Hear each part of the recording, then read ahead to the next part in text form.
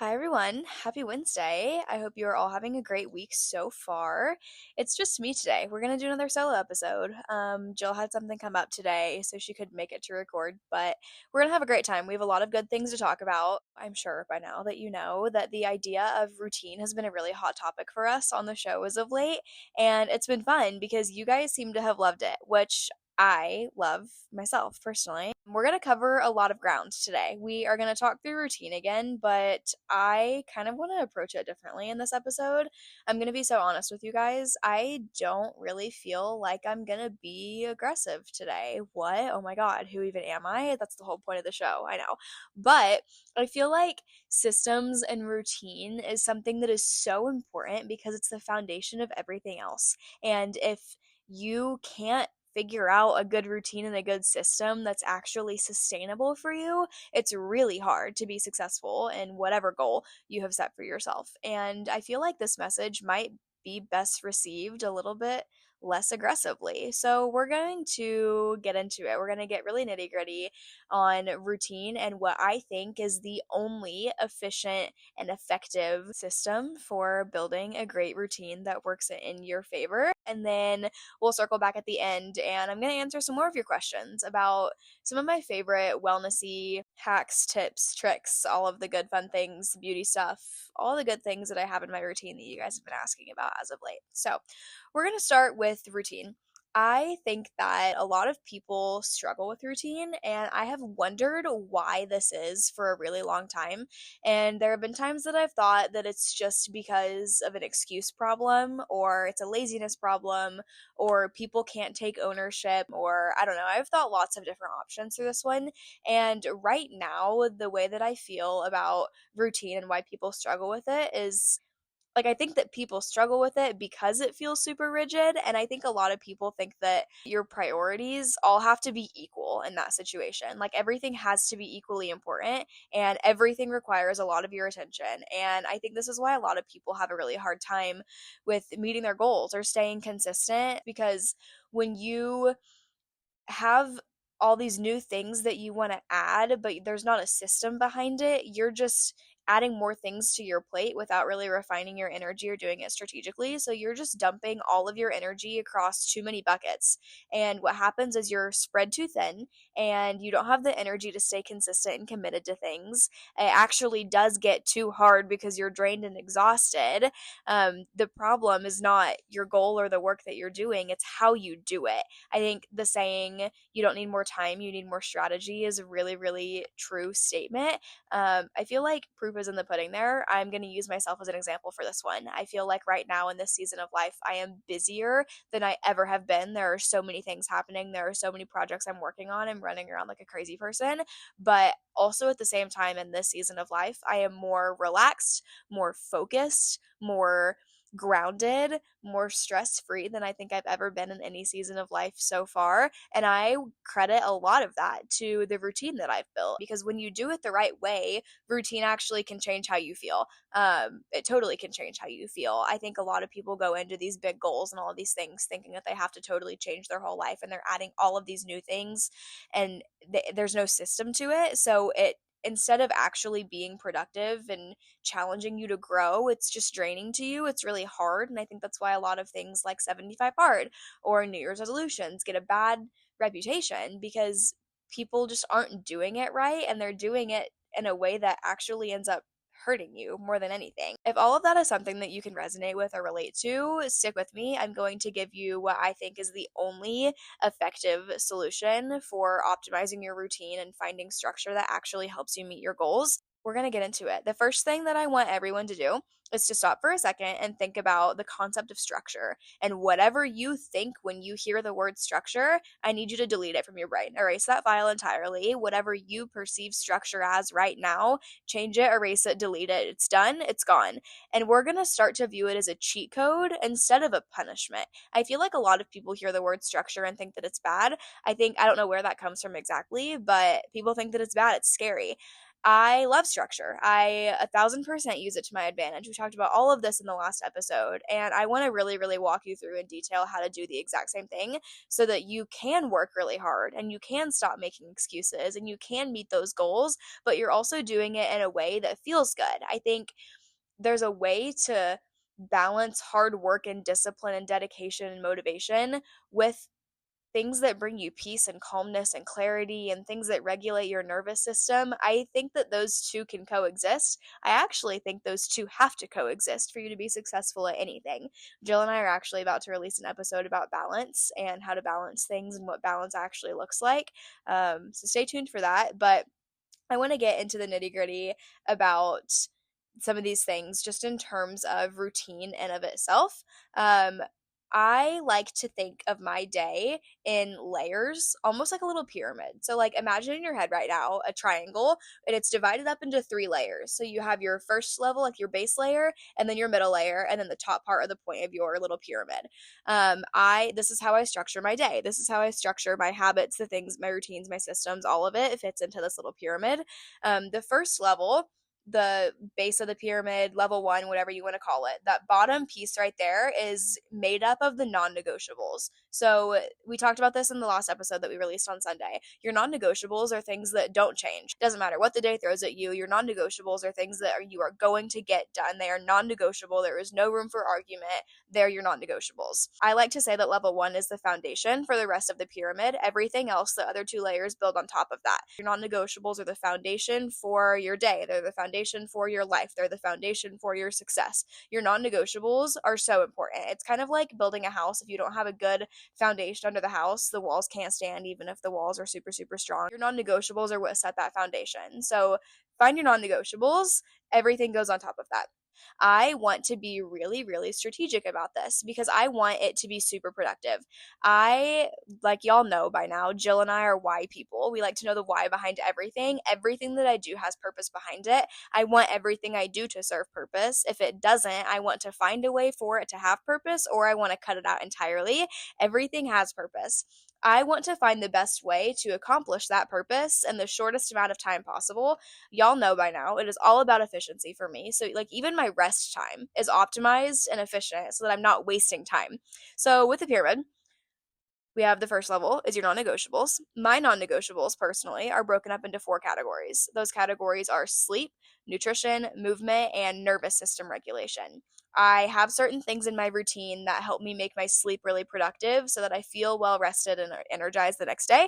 I have things in my routine that make it easier to manage my foods, that I'm eating well and making sure I'm staying with my goals there. I have things in my routine that help me make sure that I'm moving my body every day. I have things in my routine that help me regulate my nervous system so I'm grounded and settled. I think the nervous system is so important. That's one of my little hyperfixations right now. Y'all will be hearing more about that from me in this episode, so just stay tuned. But yeah, that's the base of my pyramid. Those are my non-negotiables. Everything that is super important to me fits into one of those four categories. These things set the tone for the rest of my day. I am most successful in achieving the tasks around my non-negotiables when I have them at either the very beginning or the very end of my day. And I think that this is because there aren't as many variables that can throw things off schedule if it's like the first thing or the last thing I do. I think a lot of things can happen during the middle of the day that can throw things off schedule or like unexpected things. So I've learned for myself that I won't exercise if I don't do it first thing in the morning. There is always something that comes up. There is always some reason I don't feel like doing it later. There is always something that makes it significantly harder for me to exercise in the afternoon than it is in the morning. I don't know what that is. I've learned to not question it, whatever. I've just learned that it is so challenging for me to make myself move my body if I don't do it in the morning. So I move my body first thing in the morning because it's easier for me. I wake up in the morning excited to move my body. It feels right to me. I like the energy around it. I like the way it makes me feel the rest of the day, and I enjoy it. So that simple thing right there, because it's a non-negotiable for me, I structure it at the beginning of my day so that it gets done no matter how I feel. And because I did that, I enjoy it more. It feels a little bit less like I have to. It's a little bit less of something that I dread doing because I do it at a time that feels good for me. So Anyways, that was my little rabbit hole. So back to the non-negotiables. Figure out what your non-negotiables are. I think the four that I just listed are really good starting points if you don't already have non-negotiables of your own. Start with this base, your level one, and make sure that that foundation is solid because it sets everything else up for success. Your non-negotiables should directly reflect the person you're trying to become. They should directly reflect the goals that you are actively working towards. If the things that are non-negotiable in your routine are things that are keeping you stuck, then you need to audit that and change it. But we've talked about that in other episodes. We're not even going to circle back to that right now. Start with that base. Make sure your foundation is solid. Make sure it sets everything else up for success. Those are your non-negotiables. No matter what, every day I move my body. Whether that's I did mat Pilates in the living room because I'm snowed inside and can't go to the gym, whether that's I'm up at 4 a.m. to go move my body before work. Whatever that looks like, I move my body every single day. Non-negotiable. The next level in your pyramid is level 2. I like to call this area the focus area. So, this level is the things that you are actively working on. Whatever your biggest priority is in terms of like work and goals and all of those sorts of things, that all lives in level 2. I like level 2 because it changes. It doesn't have to be really rigid, it's pretty fluid. Right now, my level 2 looks like three things, some more than others depending on the day, but three primary things. Number 1, working on the growth of this show. Number 2, working on the growth of my studio, like building the studio I manage. And number 3, like the growth of myself. In a few months, that might change. It all really just depends on what is most important to you in your current season. This is like your biggest middle of the day tasks, like your to-do list things. If you are an athlete in preseason training, your focus area, your level 2, is going to be your nutrition and exercise. If you are recovering from a really traumatic event and you're in healing mode, your level 2 is probably going to look a little bit more like therapy and boundaries and recovery. Level 2 is fluid, it changes, but it's awesome because it helps you stay focused on the priorities and what's exactly in front of you, and it keeps you in execution mode. This is like where you grind, kind of. I want to make it very clear that level 1 and level 2 are so incredibly different because the things that you do in level 1 are like for the sake of yourself and your body and your health and your mentality. It's not necessarily like movement because it's part of your goal. This is like movement because it's good for your body, if that makes sense. I think it is so, so, so important that level 2 has to be completely separate from level 1. Your foundation and your non-negotiables absolutely cannot be made up of your work or your business. I naturally am the kind of person who really, really struggles with work-life balance. I feel like I never know when to put the computer away and to stop working. I am not taking care of myself at the forefront whenever I am really prioritizing work to that extent. So I'm always drained. Like if I'm not taking care of myself at the forefront, I am drained. So my level 2 things, like my focus areas, like my work and my business priorities, are secondary to the foundation, which is rooted in rest, peace, alignment, grounding, all of those things. It's very much still a priority to you. The levels just cannot overlap. They just don't. So, like when I'm in my morning routine, I am working on something that is a non-negotiable. So if my focus for a specific task in my morning routine is to regulate my nervous system, I absolutely not, under any circumstances, will not do anything that has to do with work. My phone is on do not disturb.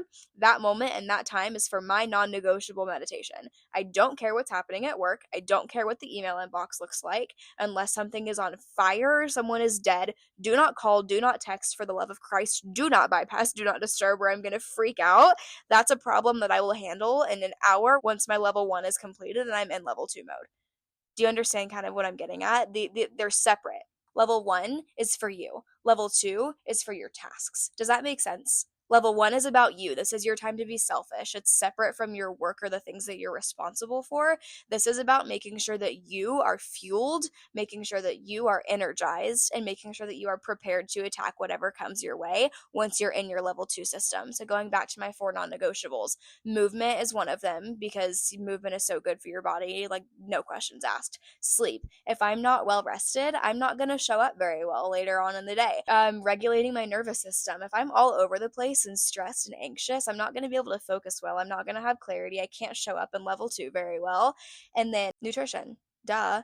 If I'm not fueling my body well, I'm not going to feel good. I'm not going to exercise well. It's kind of a domino effect. So Your non-negotiables, super important because they're the foundation, they're the forefront, they totally dictate how you're going to show up in level 2.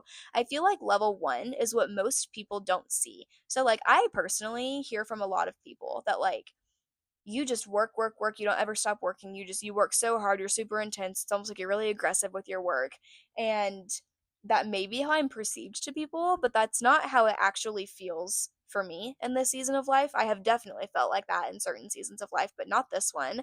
Um, People only see the level 2 because the level 1 things are happening at 4 in the morning before I even start level 2. You know what I'm saying? Does this all kind of make sense? Lots of rabbit holes there, but level 1 is for you. Level 2 is for your tasks. It's fluid, it changes, you can adapt those, but when you're in level 2 mode, you're focused. And it's nice because when you're practicing those level 1 things, you show up better in level 2. It translates. It all runs together. It's great. It's so great. These two tiers and the balance between them are so helpful to implement in your routine. The last level of your pyramid is level 3. This is your lower level, lower priority things. My rule of thumb for this level is that if it does not support your non negotiables or your focus areas, it is not a priority to you and should not be a significant source of your energy. That said, there is still some room for them. They're still in the pyramid. It's just at the very, very, very top. And the only way that we can have them in our pyramid is as long as your level 1 non negotiables and your level 2 focus areas come first. So, what does that actually look like? Scrolling on TikTok. We'll use that as an example. I love to do it. You love to do it. I still do it. I'm sure you still do it. But the difference is that I only do that when level 1 and level 2 things are done. It is an addition to what I already have. It is not something that overpowers what I need to do. It's something that I add once everything else is done. I don't let my rest time be TikTok because it's not productive. It's something that I just talked about earlier. I want it to be productive and strategic. A 10-minute meditation in the morning is significantly more helpful for my rest than scrolling on TikTok before I go to sleep, even though it's like a mindless, low level, low priority. We can still do it. There's still room for it as long as your level 1 and your level 2 things are still sturdy and those stay as your foundation. If your mindless, low level, low priority tasks come before your non negotiables, that is what sets the foundation for your day. That is at the base of your pyramid. That's what sets the tone for everything else that you're going to be doing in your routine. Think about that. We still have room for these things, but we only do them at the end when we have room for them. We're going to come back to this in our balance episode, but I wanted to kind of introduce it for the sake of just like the routine building strategy and the pyramid, the visualization, all the things. So there you have it. There's your pyramid. Take it, digest it, write it on paper, try it out. It's a fun little visual to actually like look at physically. Let me know what you think. DM me. It's great. I love the pyramid. I think this is the most effective way to set yourself up for success. I freaking love the pyramid. It's so great. It's so great. This does not mean that you make excuses for things because you're tired. This means that your foundation, your non negotiables, is to address it before it even becomes a problem, right? Remember, systems give us structure, which means that we attack instead of react to the things that happen to us. We're attacking before we even have to react to the problem of being tired. We're attacking, we're setting the tone for all of the things with our level 1 non negotiables that help us show up better in number 2, right? It's so good. Oh, I love the pyramid. That's my strategy. It might not work for you. Totally fine if it doesn't. I love the pyramid though. So please deal with that. Moving on. You guys have had a lot of questions about the one-off random little wellnessy tips and tricks and things and hacks and habit stacks and all of the good stuff that I do in my routine, and I want to talk about it, specifically about my little morning meditation habit stack. I'm sure y'all saw on the Instagram story my little red light acupressure mat situation, and I've alluded to the morning meditation quite a few times in this episode so far. So I'm going to tell you everything that you need to know about it because it's fabulous, and I think you all should incorporate something along these lines into your morning routine. So here's what we do. The intent behind this is to honor my non-negotiable of regulating my nervous system. Like we've talked about in this episode earlier, I'm the kind of person that needs to move my body first thing in the morning or it's not going to happen. The way that I like to exercise is really intense. I want to wake up in the morning, chug my pre-workout, get in the car, blast rap music, go do a pretty intense lift, and then come home. That is a That's what works for me in terms of how I like to move my body. That being said, because I do it in the morning, it starts my day off with a really intense aggressive cortisol spike, and I've learned that I don't like to carry that energy through the rest of the day with me. Don't want to do it. I want to re-regulate and reground before I start the rest of my day and move into level 2. So, I've learned that the most effective way to reground and reset is to do this little morning meditation habit stack. I told you guys about the habit stack in the last episode. If you haven't listened to that, go listen to it. It'll help this make a lot more sense. But my habit stack that I do, are you ready? I get home from the gym, and the first thing that I do is turn off all of the lights in my room except for my red light lamp. I have had a lot of questions about where this is from.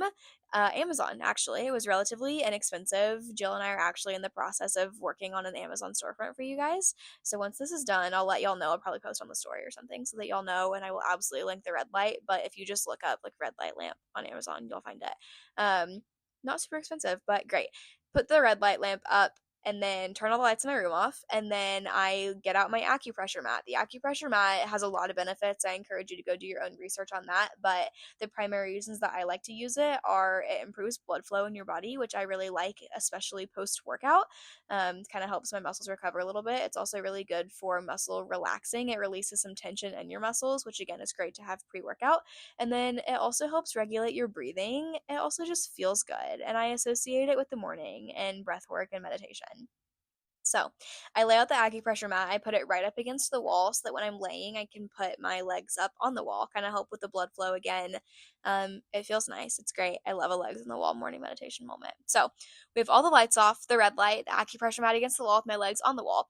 Then I get my weighted scented eye mask. This is a lavender scented weighted eye mask, and I put it over my eyes. I don't do this every single time, but sometimes it's nice to just have pure darkness when I am doing my moment of stillness and meditation. Sometimes light can be distracting to me. I don't know, everything is distracting to me. I always want to work. Um, so to be intentional about resting, grounding, resetting, I like to block the light out. Put the thing on, it smells nice, feels good, it's great.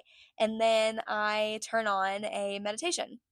I will either do a guided meditation or a sound bath moment, or I'll do frequencies on Spotify or whatever. It really depends on the day and what I'm feeling. Sometimes I like to sit in silence and just do breath work.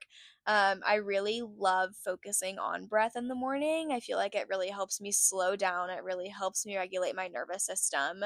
I do my breath work in whatever way I choose to do it that day. And then after I've focused on the breath work, I set an intention every day while I am with my legs on the wall laying under the red light on the acupressure mat. My intention yesterday was focus. I wanted to be very focused and have a lot of clarity on the tasks I was working on, and setting that intention actually helped me do that during the day. The day before, my focus was rest. I wanted to spend a little bit more time resting so that I didn't hit the end of the day and then rush the nighttime routine and feel stressed. And you know what I did? Had a really productive, restful nighttime routine. It was fabulous. Love the intention setting. That's been one of my current favorite things to do in my routine. This usually takes me between 5 and 15 minutes. It is a non negotiable. This is something that I have learned helps regulate my nervous system. This is the best way that I have learned to do it in the morning. So, this is what I do. No matter if I'm in a rush and need to only do it for 5 minutes, then I still do it. Or if I have a little bit of extra time, sometimes I'll do 15, maybe even up to 20 minutes where I just lay there and be. And it's super great. It is so super great. Again, I'll link all of those things once Jill and I get that process set up for all of us. But I encourage you all to invest in all of those things and find some way to incorporate a moment of stillness into your morning routine. It seriously is so beneficial. And having purpose and intention and clarity before you start your day so that you can move into level 2 of your pyramid with clarity and guidance, and you're grounded and more focused, and it's so great. It is so great. Do you see what I mean now that we've talked through the pyramid and the non-negotiables, and how it makes it so much easier to work when you're so grounded because you focused on the non-negotiables? Do you see what I mean? Do you see why I love this so much? I hope you guys understand why I'm so passionate about this. And I hope that you've taken some of these things that we've talked about, whether it's in this episode, whether it was in our last episode, the bonus episode, whatever. I hope you guys can take something and incorporate this into your own routine. There is so much power and peace and joy and presence and grounding and all kinds of good things that come from really just valuing yourself to have this routine that sets you up for success, even if it looks a little bit different for you than it does for me.